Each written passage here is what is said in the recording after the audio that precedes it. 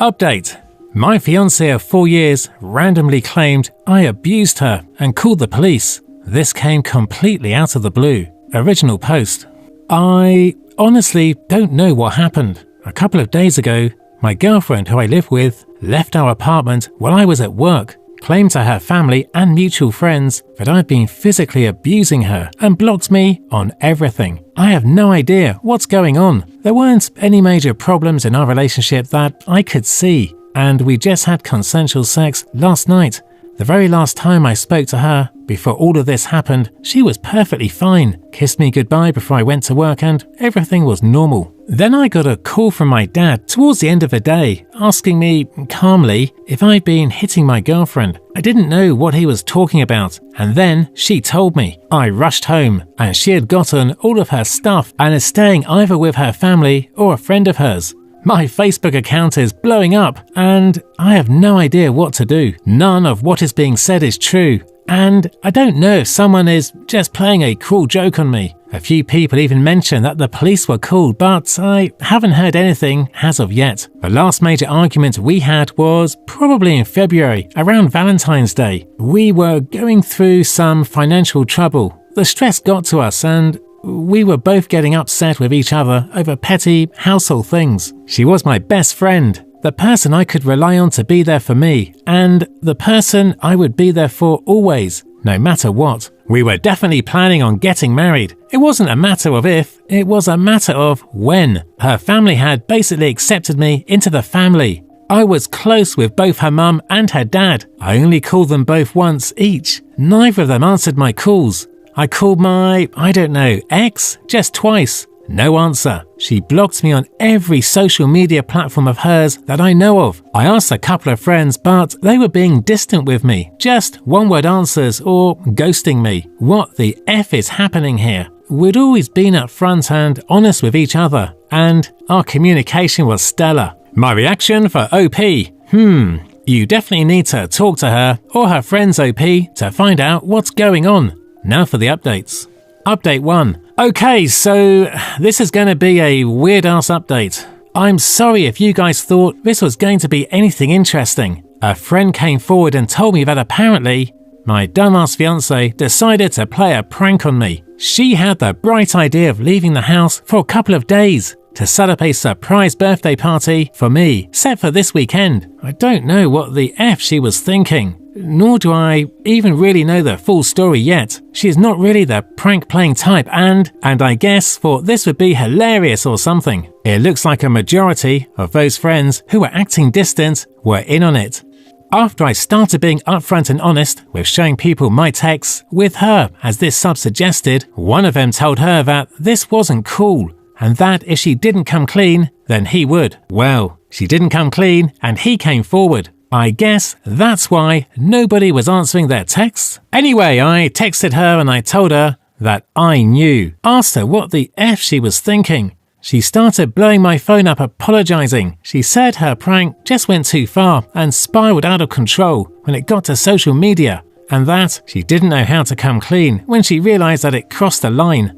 She also said that she didn't mean to let it come out that I was abusing her, and that she just wanted to make it seem like she had left me, and that the abuse stuff was a rumor started by some other people who weren't in on her joke. I just didn't really respond to her. I left and went to my parents' house before she got back home.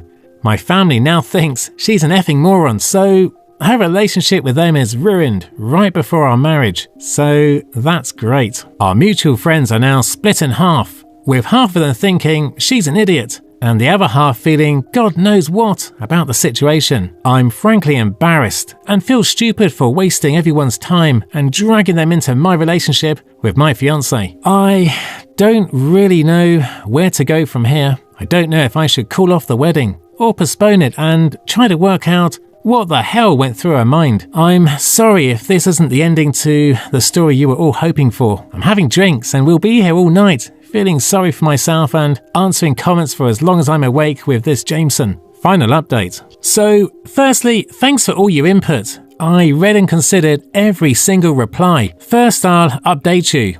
Then I'll tie up some loose ends from the comments in the previous post. I want to apologize for the bluntness of this post ahead of time because despite your comments about me being calm and level-headed, I'm actually quite upset about the entire situation, and I feel like me sitting and thinking about it is only marinating this anger and making it more juicy and flavorful. I spoke to her in person after I posted my update. From her perspective, her original idea was to make it look like she just got mad or something, grabbed a few things and left to her friend's house, where she was going to have the party thrown. Her friend has a really nice house that's perfect for a 20 to 30 person get-together. She was with her two friends and made an off-the-cuff remark when her friend said, "What are you going to say?" when he asks why, and she said, "I don't know. I'll probably tell him that I feel like he got too serious when we had sex or something like that." Then her other friend, who was with her, immediately took to social media without the other two girls knowing.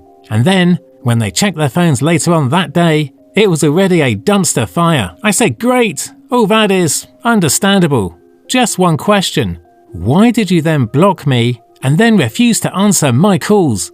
Because that seemed pretty effing intentional to me. She said because she didn't want to throw her idiot friend under the bus and thought it would all go away if she just threw the party, and she hadn't realized how far it all went so quickly. I thanked her for telling me, and then I called off the wedding entirely. She cried. I cried. It was a goddamn mess. She asked where we go from here. I told her I don't know.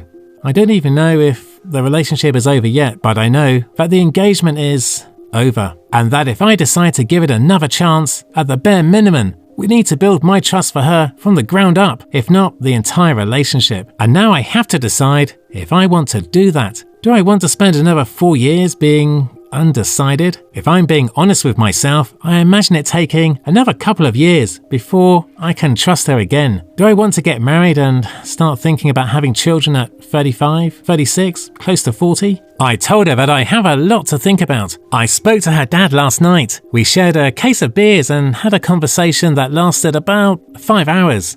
My ex hasn't spoken to anyone and has basically been locked up in her old bedroom for now. She's been crying a lot. I do believe that she's genuinely remorseful about all of this, which complicates things. Her dad caught wind of the situation on Facebook, but learned what was really going on maybe like an hour later. He'd gotten my calls, but hadn't returned them because he called his daughter first. She told him and he just didn't know what to say to her. He told me that she's not truly stupid, but that she has a history of sometimes not thinking about things before she says them, and the impact her offhand remarks can have. He said, "This is the worst it's ever snowballed." But she's had situations in the past where she says something stupid or insulting and doesn't realize the impact of what she said until hours later when the other person blows up over it. So that's it. I still have a lot to think about. I know a lot of you guys are telling me that I have no balls for not literally tossing around into traffic and laughing about it, or something weird like that. But you have to understand that I still love her and have loved her for a few years now. Right now, I'm leaning toward moving on, but you're going to have to empathize with me here. As for my reputation, nobody thinks I'm an abuser. It's firmly out there now. Her reputation took a much more significant and lasting hit. I haven't lost any friends, except for the idiot social media girl. His reputation also took a severe hit. Nobody called the cops. All the other posts about it have been deleted. Everything is good. There's no need for me to get a lawyer and sue anybody. My family agrees with a lot of you. They're 2 seconds away from slapping me upside my head for not immediately kicking her to the curb. Just give me some time. I'm not going to make another update post because I've already wasted too much of your time with this BS. But maybe I'll just update this post in a few days after I've decided what to do. Story 2. Update. Am I the asshole here for laughing in my sister-in-law's face when she de-intested my daughter? Original post. I, 30 male, have a daughter who's 6. I am not biologically related to her at all. There is no blood relation between us. I was friends with her mother for most of my childhood. We were never involved romantically and were always just friends. She had her daughter at 23 with her 25-year-old husband when my daughter was a newborn, about 3 months technically, Both her mother and father were killed. I won't go into too much detail for privacy reasons, but it was a workplace shooting. My friend and her husband had worked in the same building and were both killed. Both my friend and her husband had grown up with less than ideal families and didn't have any siblings, so there wasn't any next of kin for their daughter to go to. However, because I was close with them, I was able to adopt her. Even though I had been iffy about the idea of kids, I didn't want their daughter to grow up in foster care or around people who didn't have a connection to her bio parents, so I stepped in. My parents and siblings know that my daughter is not my actual daughter, biologically speaking. My daughter, I'll call her Lily for the post, also knows that she's adopted. I never really hid the fact that she was adopted. She knows her parents are dead and were killed by a bad man, but I'm saving the details for when she's older. Lily does not look like me at all. She looks exactly like her mother and biological dad. Most people assume that I'm her bio dad and that she just took after her mum. I don't ever really correct this when and if people assume this because it just seems unnecessary. My brother has been with his fiancée for about 2 years now. A few weeks ago, we were all at a meeting at my parents' house, and my sister-in-law saw an old picture of me, my friend, and her husband. She pointed to my friend and asked who she was, and I explained that was Lily's mother. Sister-in-law got quiet and stood in front of the picture for a while. I didn't think much of it. To clarify, she knows my friend died, but I guess didn't know that she had been married or that Lily is not my bio daughter. I suppose she assumed my daughter was mine and my friend's biological daughter. My sister-in-law got a DNA test done on my daughter behind my back. She used my brother's DNA for the test, and when it came back that they weren't related, she knew. That meant me and Lily weren't related. She came up to me with the results and waved them in my face, saying that I was taking care of a dead woman's affair baby. She said this to me in front of my daughter. I just stared at her for a while before bursting out laughing at this. I told her I knew Lily wasn't my biological daughter and that this thing called adoption exists. Her face went red and she stormed off. My brother is mad. I embarrassed his fiancée. But I said she embarrassed herself by DNA testing a kid that isn't hers and then parading the results up to me. What does she want me to do? What was her goal with this? Did she want me to break down and abandon my daughter? My brother said she thought she was doing the right thing and called me an asshole. I don't feel like the asshole, especially considering my sister-in-law was the one who stuck her nose where it didn't belong. I'm asking for Reddit opinions, mostly just for validation, so was I the asshole? Now for the update. My sister-in-law ended up coming to my house and apologizing, as well as telling me the full story. My brother put her up to the DNA test. When I first adopted Lily, my brother for some reason believed that Lily was also my bio daughter. He thought that me and Lily's mum were together and just weren't telling anyone.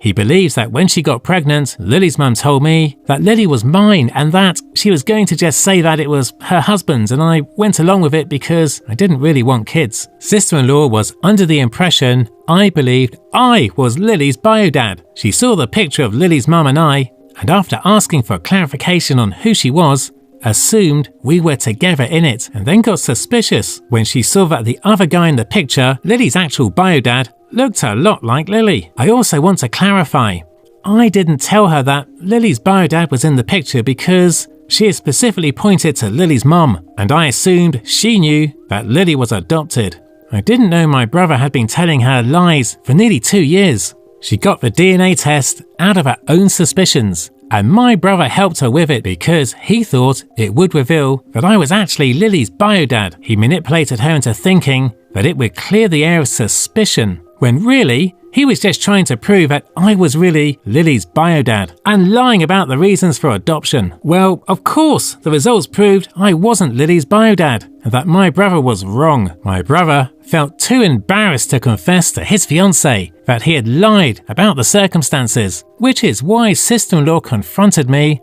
with the results. My sister-in-law also apologized for showing me the results in front of my daughter. She told me that her mum had an affair and cheated on her father, got pregnant with another man's kid, and had let her father believe the kid was his. Her father was devastated by this when he found out. and she grew very resentful of women who do that to their spouses. She had wanted to sit me down and talk to me about it without my daughter.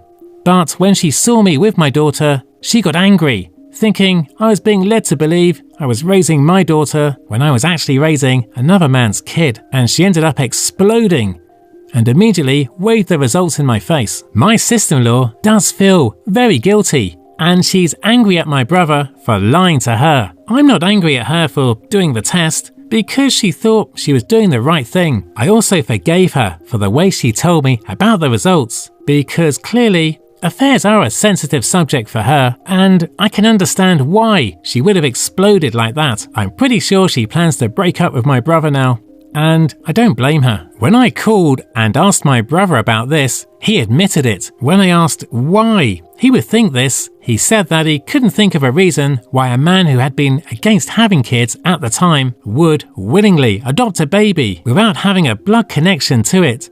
He told sister-in-law that I was Lily's bio-dad and was aware of the fact. He took it a step further and said that me and Lily's mum were together at the time of Lily's conception. Both me and my parents are going low contact with my brother for a while now. I know I will forgive my brother eventually, but I can't do that right now. He believed I was low enough to have an affair with a married woman, get her pregnant, and take no responsibility. Allow her to pass off this kid as another man's, and then only take responsibility because her mum died.